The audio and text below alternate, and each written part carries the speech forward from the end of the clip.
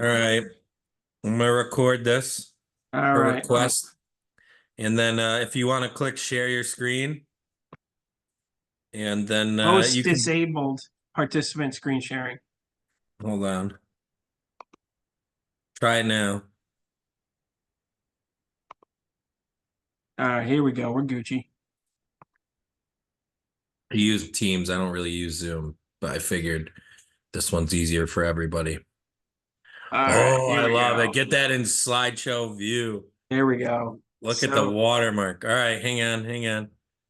Let's hang on, let's let Dave cook here. I wanna All right, Dave, take it away. so first off, shout out league office for the back end here. Second off, go Birds. Um, Third thing is so the quote I was working off of is not only Rudy one of the greatest. What's up? Sorry, we were just laughing. Oh, one of the greatest sports movies of all time, but one of the most inspirational movies ever made. That's a quote I'm working off of. So as we progress here, uh, I'd like to play a little devil's advocate first. Why Rudy is not one of the whatever, and is one of the gayest movies ever made. So reasons 1 through 8. Just a quick little synopsis here. Opening movie scene. Rudy is the all-time center in a 2-on-2 football game and the only idiot wearing a helmet. It is the most ridiculous thing I've ever. Oh, how we get here? Most ridiculous thing I've ever seen. Unheard of. He's to end the game. He's thrown down and called a spaz. Within 90 seconds of the movie starting, he's told he's too small to even think about football.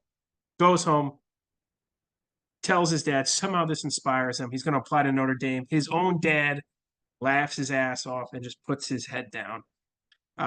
Little girl who's over at the house with all his family, Sherry.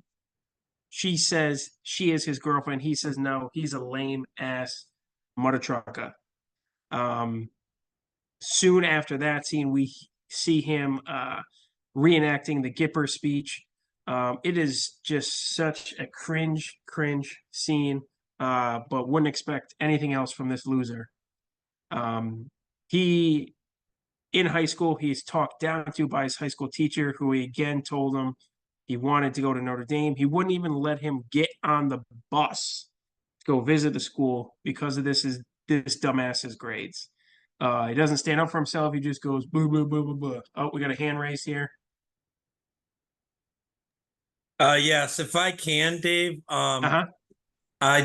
Great stuff. This is really great devil's advocate. Yep. Yep. But on number five, um, couldn't one argue that by Rudy saying no to her being his girlfriend, wouldn't some look at that like, wow, that's kind of badass. That guy, yeah, that's like what a power move. Like, couldn't one suggest that? Absolutely. That is a pro. That is true. I guess it speaks to the single-mindedness and the focus that he could have. Jack, raise a hand here, but you are muted. Oh, I'll wait my turn. I'm just saying I'd like to have something next. No, you're good to go. Shoot. Oh, I was just gonna say I don't know if my screen is cut off, but it says 8 doesn't stand up for himself. Does the next line say doesn't stand up for himself when he's peeing in the pool with his dick out? Yeah, that just got cut off. That's a editing error. All right, just good. Great question. Great question. Yes, good follow. All right. Following through the movie, do you see that transition? Rudy grows up. He's graduated high school. He's a loser. He works at the factory with his family. The scene takes us, he's late for work at the factory. His best friend, Pete, the one who stood up for him when he was a kid, that he also works in the factory with Rudy. Pete is about to die in the factory, and all Rudy does is hit the valves that he's responsible for knowing and taking care of. All he does is just swat at him like a monkey jerking off. Pete's funeral, we cut to that. He breaks up with Sherry officially. I guess this speaks to his single mindedness. He runs away from his trauma, literally going from the funeral, packing up, says he's going to Notre Dame.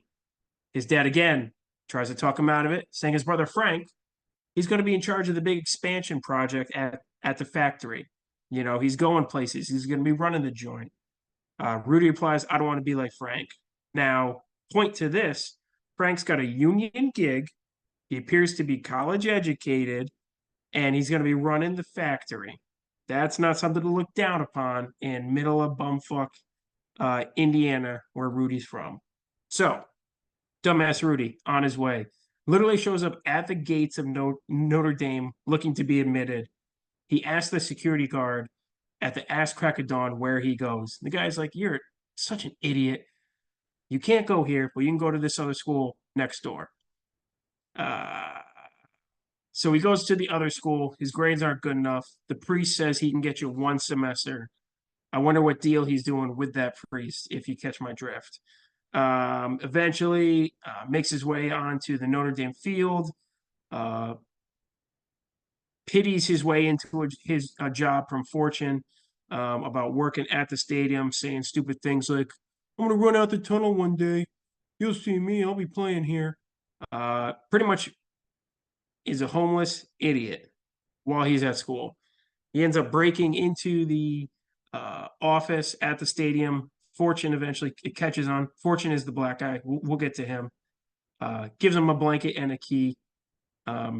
He goes home for break. He's still not admitted to Notre Dame, and his ex-girlfriend Sherry is dating his older brother Johnny. She just really wants to be a part of this family. All right. So he gets into Notre Dame. Dave, before we continue, I'd just like to make a point. So if you could go back a slide. And so I just want to call out Sherry. Special shout out. I mean, Sherry dating the other brother Johnny only validates my point from your previous slide that, you know, Rudy knew she was a fucking trifling hoe. She just wanted to suck on the family teat. That is, you know, the Rudiger wiener. She loves the root goot. So I just want to say, one could argue that number 16, you know, just only proves number 5 was incorrect. So I just want to call that out before we continue. Understood. I'm just trying to point to paint the picture of what life Rudy could have. But we'll circle back to that. Right. And some would say he dodged a bullet. Just another triumphant moment for Rudy. All right. So he's in his last semester at the school next door. He finally gets admitted to Notre Dame. He's sitting on the park bench. He starts crying in public like a total poon. Okay. Now, none of us would do this. None of any of our friends would do this. He is just so overcome with emotion that he starts leaking out of his vagina there right on the bench. All right, so we go to Notre Dame. Quick side note, the Notre Dame coach is the priest from The Exorcist. Quite a change in roles for him. But his first interaction with this coach is him interrupting him while he's watching film for the week and guilts him into promising that he can dress for a game next season. Okay, that's the type of guy that we're talking about here. Not somebody who's going to earn it, but somebody who's going to try and talk and pity his way onto that field. So, all right. So now he's in Notre Dame. He continues to break into the stadium. Some of this is out of order. Anyway, I take back my shout out to the league office. That is shelved for now. Okay, so noted. Thank you. All right, so back before he is you want your hand raised? Before he's a student at Notre Dame, so he's at the other school. He joins a Notre Dame club that gets to paint the helmets of the football players. What kind of Sally ass club is that he's so excited to join that he wants to paint their helmets? Okay. Such a poon. He gets drunk at a bar and exposes that he's not really a student to some girl who would be better than any female he's ever talked to, but he blows it there. All right. So now he's in Notre Dame. He guilts his way into a walk-on tryout. He gets on the team. Rudy, Tootie, fucking who? 1 hour into the movie. He goes through hitting drills twice and sheds 2 blockers to make a tackle in a drill. Are you kidding me? He's the slowest, smallest walk-on you've ever seen.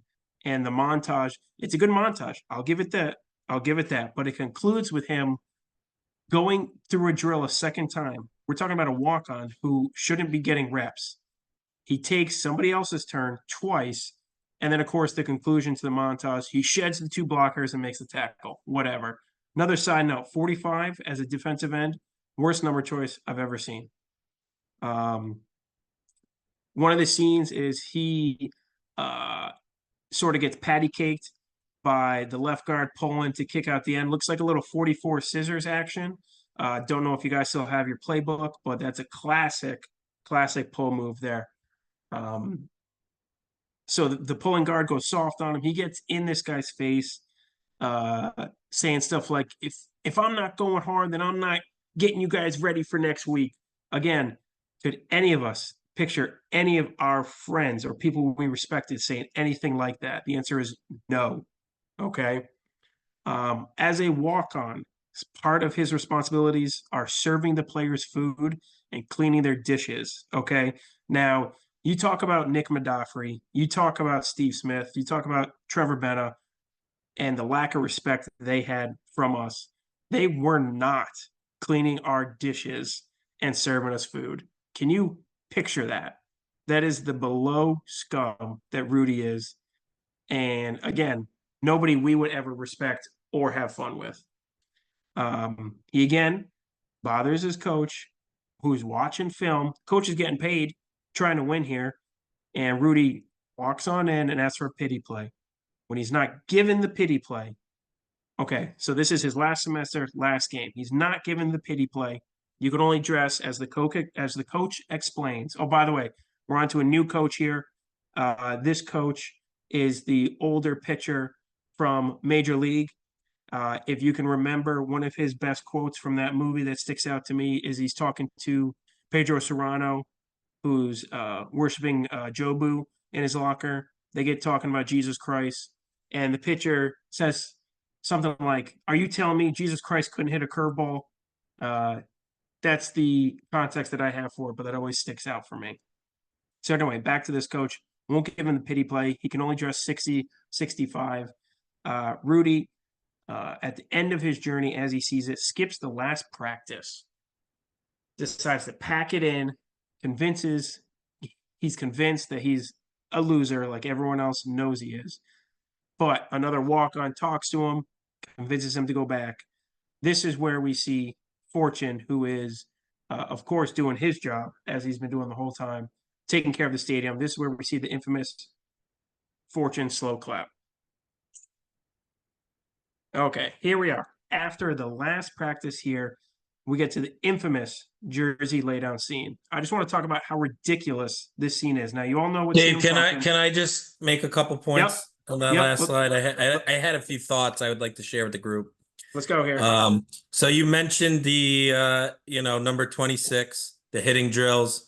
Yeah. You make a good point there. Like, how would a walk-on get a second attempt, let alone Bingo. a first attempt? But you got to remember it. That whole scene is called Tryouts, and yes, the song that plays by one of the greatest composers of our time, Jerry Goldsmith. He actually named the song Tryouts as well. So I just want to point that out. That's probably why he's getting those reps, because he's trying to make the team. And I think in order to try out, you have to actually do something. Like, you don't just stand there. Like, I like how that guy is posturing over there. You have to give him a couple reps and see if he's somewhat capable. And then You mentioned about the plate cleaning. Yeah. In fact, I did used to make Trevor throw out my garbage at lunch. I would say, "Here, Trevor, take my garbage and throw this out," and he would do so. So I just want to say, not entirely true, but That's I okay. get the point you're trying to make. And then the third point I was gonna make was fucking how good did Brock Purdy look running out of that tunnel on Sunday Night Football? All All right, right. I'll rescind my time. There we go. Perfect. So the infamous Jersey laydown scene. I just want to paint you guys a picture. Sturwald, again, doing his job. He's studying tape in his office here. Jim Schwetner comes in, says, Coach, Mulvihill needs to play. He deserves it out there. The coach says, I got to put the best team on the field, Jimmy. What the hell are you talking about? Schwetner says, if Mulvihill doesn't play, I don't play. And then coach says, Jimmy, you're an All-American. Act like it. And then Jimmy goes, Coach, I believe I am.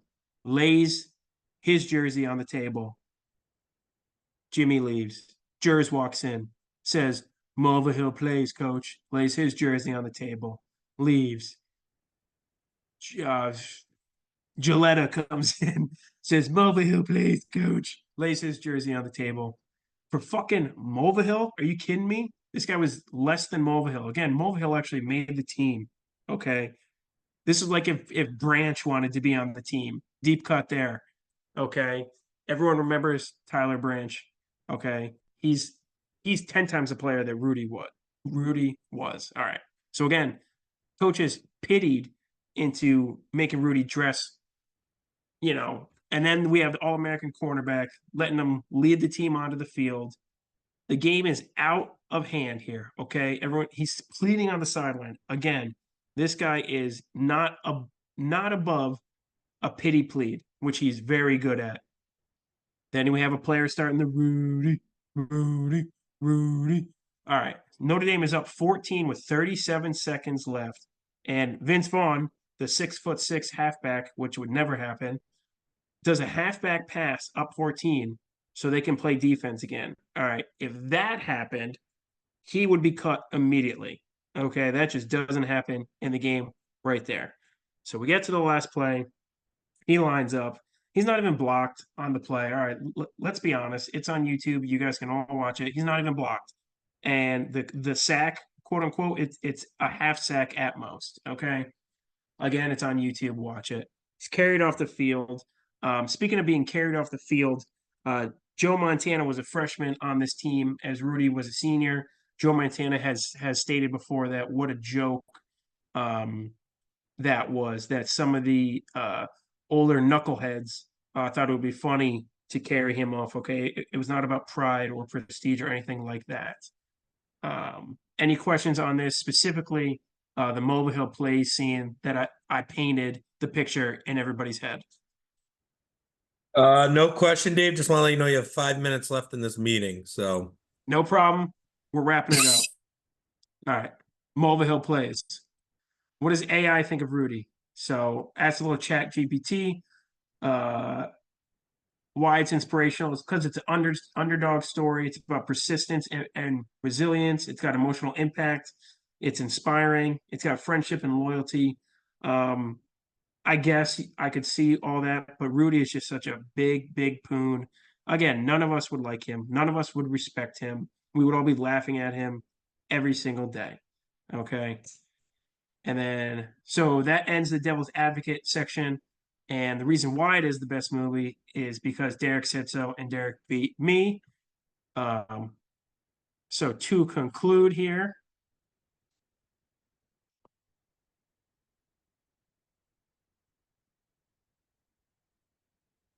job well done, Derek. You beat me. I hope I wait, made what you does proud, that Derek. link say? What did you click? What? Did you click something there? On my PowerPoint? The link, it says the end. Is that Yeah, I clickable? clicked the link. Click it. I can't see the YouTube video. Oh,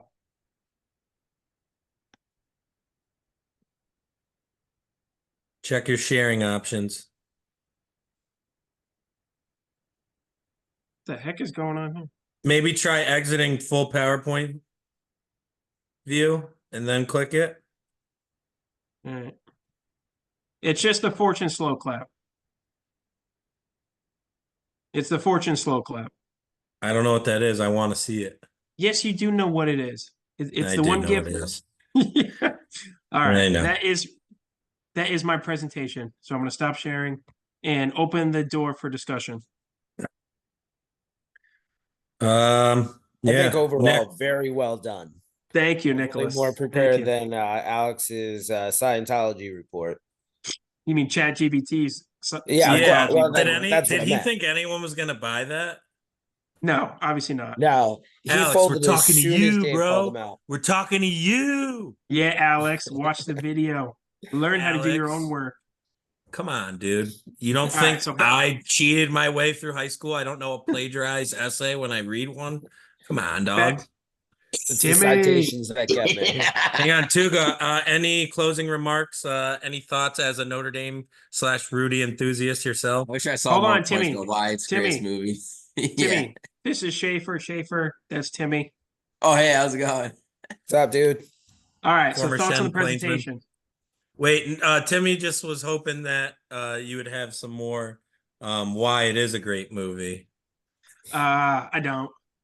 It's a bad sports movie. Oh, guys. and can you It's- elaborate? elaborate? Yeah. Again, Rudy is just such a poon, man. Like none You're of a us would fucking respect poon. him.